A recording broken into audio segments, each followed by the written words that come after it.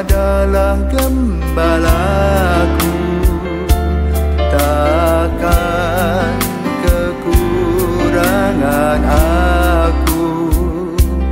Ia membaringkan aku di padang berumput hijau. Saudara-saudari yang terkasih di dalam Kristus, selamat pagi. Salam jumpa lagi dalam Sabda Siap Saji. Kamis 9 November 2023, Pesta Pemberkatan Gereja Basilik Lateran. Marilah kita berdoa dalam nama Bapa dan Putra dan Roh Kudus. Amin. Kota yang dipilih Tuhan menjadi kesayangan, mengumandangkan pujian, teriring kesukaan, lantang merdu mewartakan Allah menyelamatkan. Turunlah Bapa Surgawi pada kenisa ini, kabulkanlah doa kami dengan sepenuh hati, curahkanlah berkat ilahi di seluruh muka bumi. Dengarkan umat-Mu ini yang mohon diberkati, agar dengan para suci Kau perkenankan kami berharap dan memasuki kemuliaan abadi. Terpujilah Allah Bapa Pencipta yang kuasa, bersama Putra Ilahi yang bangkit dari mati, menganugerahkan rohnya untuk tinggal selamanya. Amin. Marilah berdoa. Ya Allah, dari batu-batu hidup dan tempat tinggal yang kekal bagi keagungan-Mu, lipat gandakanlah dalam gereja-Mu anugerah roh yang telah Engkau berikan, agar umat yang setia kepadamu senantiasa bertambah. Dengan penghantaran Yesus Kristus Putra-Mu, Tuhan kami yang bersama dengan Dikau dalam persatuan Roh Kudus hidup dan berkuasa sepanjang segala masa. Amin. Tuhan bersamamu dan bersama rohmu.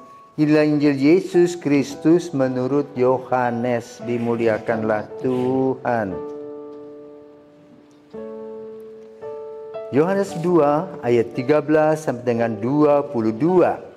Ketika sudah dekat hari raya Paskah orang Yahudi, Yesus berangkat ke Yerusalem. Dalam bait suci didapatinya pedagang-pedagang lembu, kambing, domba, dan merpati, dan penukar-penukar uang duduk di situ.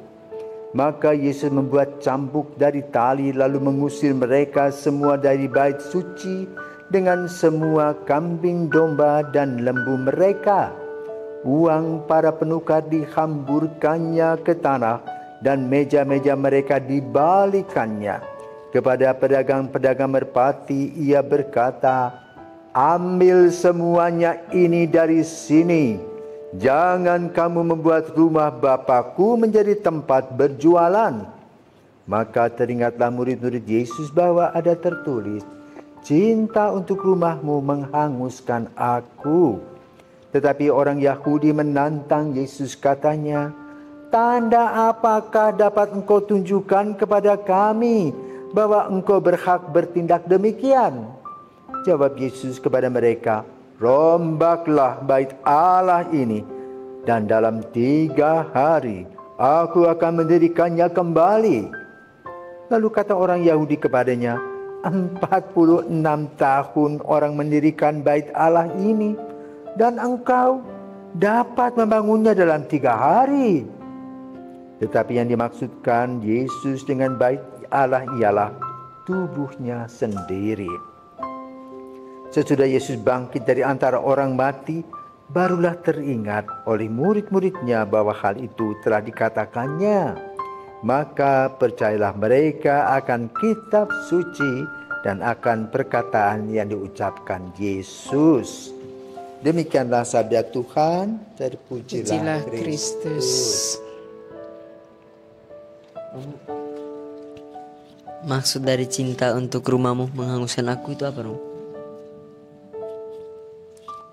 Selamat pagi Vicky, selamat pagi Suster Ima. Pagi Romo. Hari ini kita memperingati Gereja Lateran Santo Yohanes Lateran. Yohanes Rasul ya? Yohanes Rasul. Rasul toh, Yohanesnya Yohanes Rasul, bukan Yohanes Pembaptis. Dalam konteks Injil pada hari ini ya, diceritakan di seputar Paskah, Yahudi Yesus datang ke sana melihat perilaku orang-orang yang datang ke bait Allah bukan untuk sembahyang, tetapi untuk mendapatkan keuntungan. Ya. Maka lalu bait Allah itu dijadikan pasar. Ya. Kambing-kambing di sini uang-uang bisa ditukar. Ayo mari ke sini. Persis pasar malam. Maka Yesus marah. Kenapa? Fungsi dari bait Allah berubah menjadi pasar. Maka di sana disampaikan beberapa hal tentang sebetulnya apa bait Allah itu. Orang harus bagaimana. Maka dikatakan cinta akan rumahmu menghanguskan aku. Cinta akan rumahmu menghanguskan aku. Artinya apa? Buat hati sakit. Kenapa? Salah fungsinya. Ya. Dan inilah yang terjadi saat sekarang. Ya. Mungkin kalau Yesus masih hidup ya. Itu gereja-gereja yang sudah jadi kafe-kafe, jadi apa-apa itu tidak tahu bagaimana. Tapi itu sudah kejadian di dunia ini. Ya. Maka juga tidak mengherankan kalau kita berbicara tentang izin membangun gereja susah. Tapi izin membangun kafe, apalagi hal-hal yang berjudi dan sebagainya cepat sekali. Inilah dunia. Nah, tetapi kita akan menuju pada gereja Basilika pertama Santo Yohanes Lateran, di mana Suster Ima pernah studi di sana, punya kenangan di sana, pernah ke gereja Lateran. Apa sih kekasannya? Apa bedanya dengan basilika-basilika yang lain? Silahkan diterangkan supaya kita mengerti dan paham. Kenapa? Gereja Lateran itu adalah hadiah dari Raja Konstantinus. Itu adalah istana musim panasnya yang diserahkan kepada Paus Silvester yang pertama. Karena sang ibu yaitu Santa Helena telah berusaha dan juga berhasil membawa anaknya ke pangkuan gereja. Bahkan anaknya Raja Konstantinus sakit kusta dan didoakan oleh Paus Silvester dan sembuh. Dan dia berjanji bahwa kalau dia sembuh maka seluruh kerajaan Romawi yang dia pimpin akan menjadi pengikut Kristus. Maka gereja terbalik. Dulu biasanya di bawah kuburan, di katakombe, tetapi dengan Konstantinus mereka semua naik ke daratan mewartakan cahaya Kristus.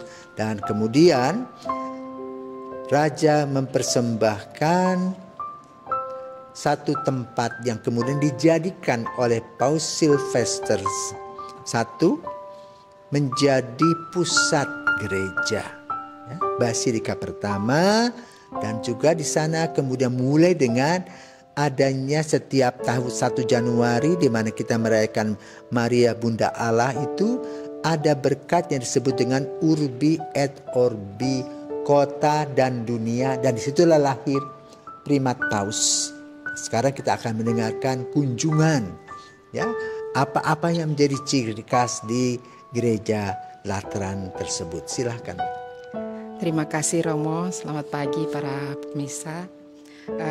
Sungguh luar biasa ya, saya mendapat berkat bahwa bisa tinggal di Roma, yaitu dalam waktu kurun lama, yaitu studi. Nah, sebagai waktu saya sebagai seorang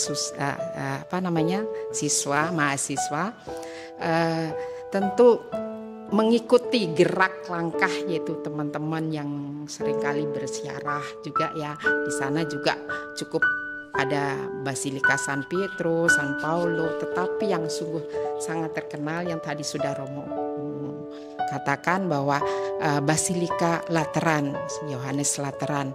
Dan itu mempunyai kekhususan di mana para pesiarah itu biasanya selalu datang ke sana. Yang pertama yang menjadi kekasannya itu ada namanya Scala Santa atau tangga suci ya, tangga yang kudus. Nah, di mana semua orang itu kalau mulai masuk dari basilika depan itu menuju ke atas itu dengan berlutut ya, sambil berdoa. Karena apa? Adanya kita merasakan ada gerakan kita mau sungguh-sungguh pertobatan, penitensi kita. Nah, setelah sampai di atas, di sana kita juga melihat ada begitu banyak ruangan-ruangan untuk pengakuan dosa sebagai dari silih kita. Nah, pengalaman saya selama di Roma, beberapa kali memang saya datang ya bersama teman-teman untuk sebagai rasa selain rasa syukur, tetapi juga rasa ingin suatu pertobatan gitu loh, ingin memperbaharui hidup gitu loh, sehingga menjadi suatu kesempatan bagi saya itu hal yang luar biasa ya, karena saya melihat begitu banyak orang datang dari seluruh dunia hanya untuk bisa berlutut sampai ke atas skala Santa itu, sehingga sungguh mendapatkan suatu kelegaan, karena Basilika Yohanes Lateran ini adalah di gereja yang tertua dan juga sebagai lambang kesatuan seluruh dunia ya, karena dulu tempat paus pertama kali di situ. Nah, kemudian juga setelah itu biasanya para pesiarah gitu tuh berkunjung ke tempat-tempat lain, Basilika San Pietro yaitu tempat Rasul Petrus, kemudian Rasul Paulus, kemudian juga ada Santa Croce, kemudian juga ada Basilika Maria Maggiore. Dan tetapi gereja menempatkan Basilika Lateran ini yang sungguh dirayakan ya, khususnya pada tanggal 9 November. Setiap tanggal 9 November gereja merayakan. Itu pengalaman saya menjadi kekasan Romo, yaitu skala Santa, yaitu pertobatan kita untuk hari demi hari. Terima kasih. Nah, jadi saudara terkasih, kembali kepada Injil pada hari ini, ya. Injil menggambarkan situasi barbar kita manusia yang cuek bebek sama Tuhan, ya. Tidak pernah bersyukur, berterima kasih, menyalahgunakan segala sesuatu, dan ini menjadi ciri khas dunia saat kita hidup, ya. Banyak yang disalahgunakan hanya untuk kepentingan pribadi, dan contohnya pada zaman Yesus itu sudah terjadi. Ya, maka Yesus mengingatkan dengan cara apa? Membuat cambuk, memecut yang ada, mungkin kambing domba dipecut, lalu meja-meja dibanting dan sebagainya sebagai tanda tidak setuju. Ya. Nah, tapi lalu apa reaksi dari mereka? Reaksi mereka adalah dendam. Apa yang kita bisa ambil dari peristiwa ini? Ketika kita meluruskan orang yang berada dalam kesalahan, mereka akan membenci kita. Itulah risiko seseorang yang berani mengkritik, dimusuhi. Dan Yesus menjadi musuh besar para pembesar agama Yahudi. Yang nanti ujung-ujungnya adalah penyaliban. Dan setelah Yesus disalibkan ada kebangkitan, kemudian gereja perdana lahir, dan juga memang sampai di pusat kota dunia Roma, ya, karena Roma adalah kota abadi, di mana gereja kemudian dianiaya. Mulai dengan Nero, Raja Roma, dan mereka menyembahnya dewa matahari. Dan kemudian dia membuat satu gerakan membakar bagian kota dan mengatakan yang membakar adalah Petrus dan kawan-kawan. Maka umat dikejar-kejar. Lalu gereja berada di bawah tanah. Mereka merayakan Ekaristi, pembaptisan, dan semuanya itu di bawah tanah. Itu katakombe yang cukup luas. Karena itu setelah kehadiran Santa Helena yang kemudian melahirkan Konstantinus yang menjadi Raja Roma dan mengubah dunia, gereja mulai hidup dalam pencerahan. Dan tanda bukti dari pencerahan tadi adalah hadirnya sebuah basilika yang kemudian membuat uskup Roma menjadi pemimpin gereja dunia sampai hari ini yang melahirkan primat paus. Karena itu Gereja Lateran adalah gereja yang boleh kata seperti sebuah intan ya, yang ditanam untuk mengingatkan bagaimana gereja yang berjuang tadi tetap diberkati Tuhan. Maka jangan takut dengan segala hal yang buruk yang kita alami ketika kita berjalan di dalam terang dan kebenaran Yesus. Kenapa? Dunia selalu menggoda dan menjanjikan kita untuk kenikmatan-kenikmatan. Dan kini pada zaman kita bahkan hukum-hukum itu dirusak, ya. Bahkan hukum penciptaan pun juga sekarang boleh katakan dilindas. Orang tidak mau tahu lagi hal-hal yang berkaitan dengan penciptaan Tuhan seorang pria dan seorang wanita untuk mengembangkan dunia. Inilah kepedihan gereja saat kita hidup. Belum lagi orang tua yang tidak menyukai anak langsung mengaborsi anak-anaknya, dan itu menjadi sebuah kebiasaan. Jadi boleh katakan hati kita ini menjadi kebal, ya. Maka lalu kita dalam memperingati kehadiran gereja Lateran, kita tetap waspada, berdoa, berpuasa dan bertobat untuk pertumbuhan gereja, agar gereja menjadi bunga-bunga kasih Allah sebagaimana gereja Lateran yang telah membuktikan cinta Allah tetap hidup dalam kesulitan-kesulitan, dan kemudian Tuhan menyediakan kesempatan yang baik sehingga skala Santa atau Lateran tadi menjadi ajang untuk pertobatan. Nah, kalau kita pergi ke sana kasihan ya, tangga itu kayu-kayu melengkung. Tiap hari itu mungkin bisa 500-600 orang yang terus datang berduyun-duyun ke sana. Puji Tuhan bahwa masih ada orang yang mau mengikuti tradisi yang positif, tradisi rohani di dalam gereja Lateran. Tuhan memberkati.